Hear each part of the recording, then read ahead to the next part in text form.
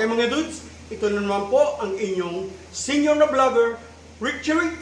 At ngayon po ay samahan niyo muli akong magluto ng isang simpleng lutuin. Matamis po ito. Ito po ang tinatawag dito sa Taytay na alpaho. Simpleng-simple lamang po ito. Tara, samahan niyo ako. Okay mga dudes, huhugasan lamang po natin palagi ang ating mga niluluto. Lagi ko po sinasabi na kinakailangan po ay malinis muna ito bago natin gayatin or hiwain. Hugasan na po natin ang ating kamote para sa ating alpaho. Wala po itong pinagkaiba sa ginatan, kaya lang ay malalaki po ang hiwa. Ito po ay lutong taytay. Okay? Ito naman po ang ating gabi.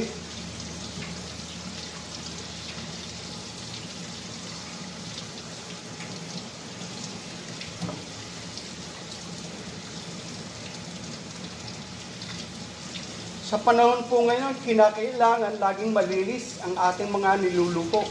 Hugasan mo ng mabuti. Ating saba.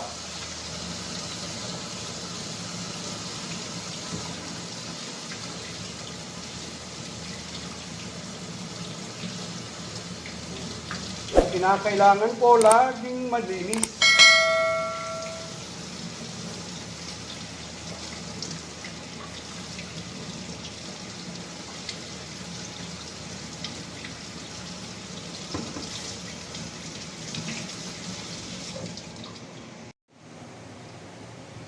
Okay, babalatan lang po natin ang ating mga kamote.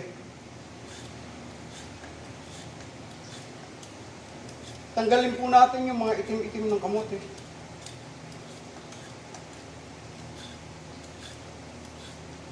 Mas maganda po yung kamoteng dilaw katulad nito kesa po yung mga puti.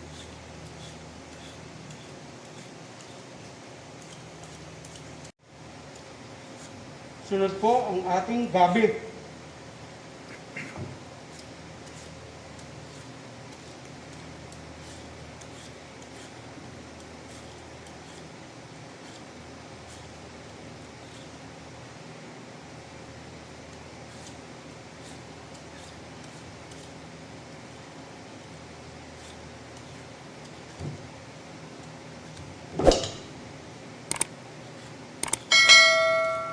Talupan lang na po natin lahat bago po natin hiwain.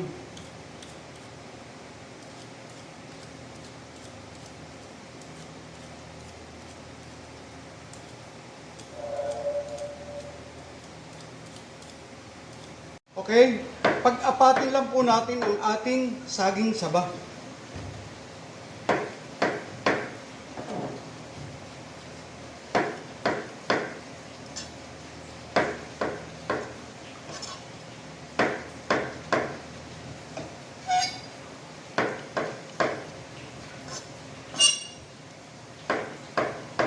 Ito naman po ang ating kamote.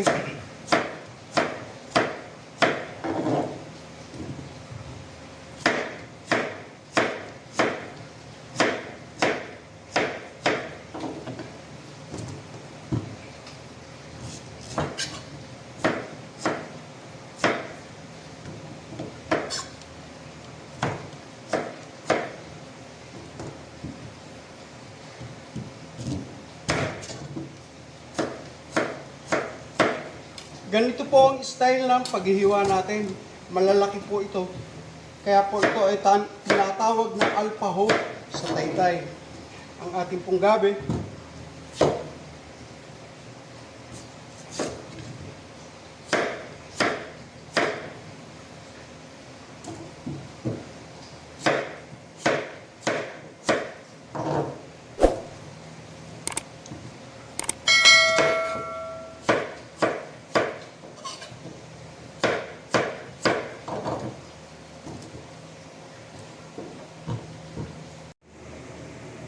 Okay mga dudes, ito na po ang sahog ng ating alpaho or ginataan.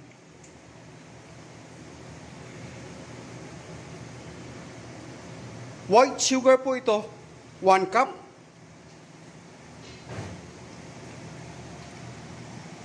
1 cup po na sago.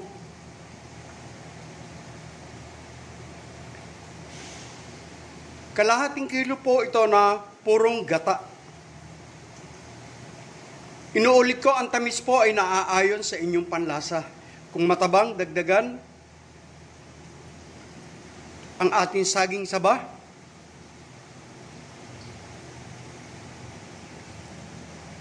Ang hiniwang gabi.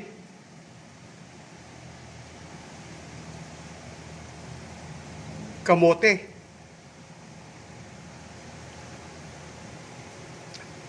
Kaya maya-maya lamang po ay isasalang na natin ang ating ginataan. Okay, sisimulan na po natin ang pagluluto ng alpaho. Inuna ko na pong isinalang ang ating unang katas ng gata. Ilalagay na po natin ang ating sago.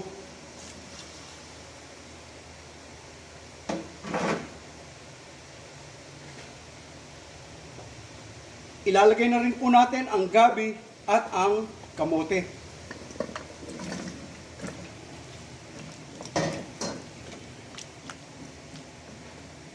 Inuna po natin yung sago para medyo kumunat-kunat ang kanyang texture mamaya.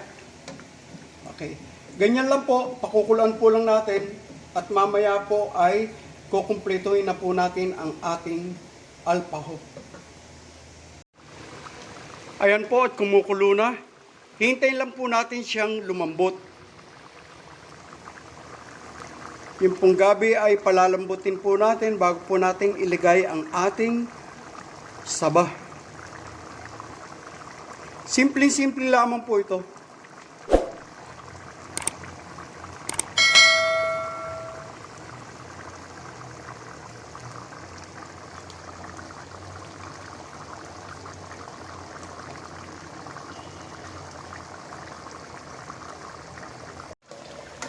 Ayan po at malambot na ang ating gabi at ang ating kamote.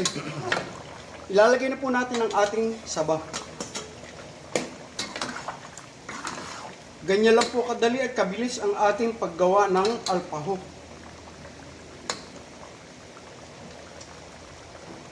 Ilalagay na rin po natin ang ating kakanggata.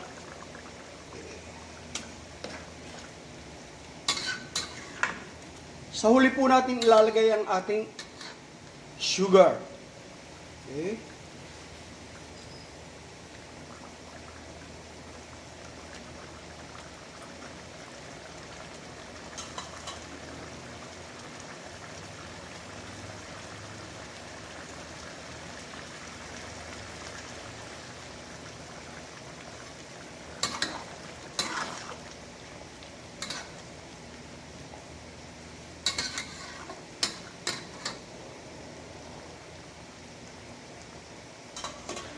Mamaya po ay ilalagay na natin ang ating asukal. Hintayin lang po natin kumulo. Okay, luto na po ang ating sahog. Ilalagay na po natin ang ating sugar.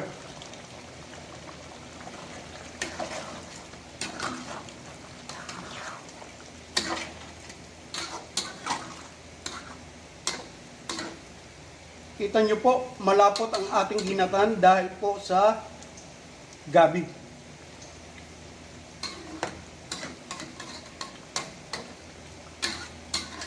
Pag nagdiretso na po ang kulo ay luto na ito. Hintayin lang po natin.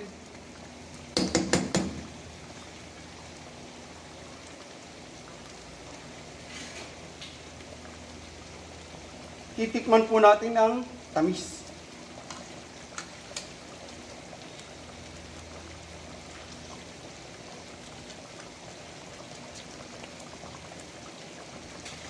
Saktong-sakto po yung tamis niya.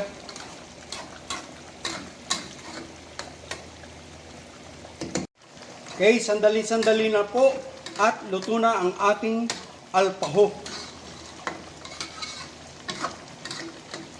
Wala po siyang pagkakaiba sa ginataan bilog-bilog. Kaya lang wala po itong bilog-bilog at malalaki po ang hiwa.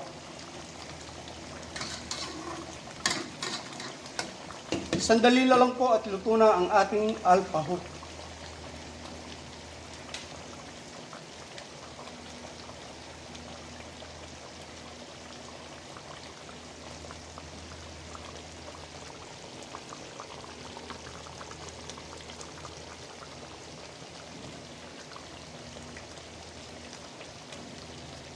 Ayan.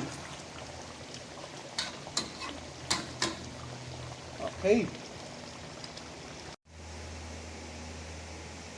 Ito na po ang alpaho ng Taytay.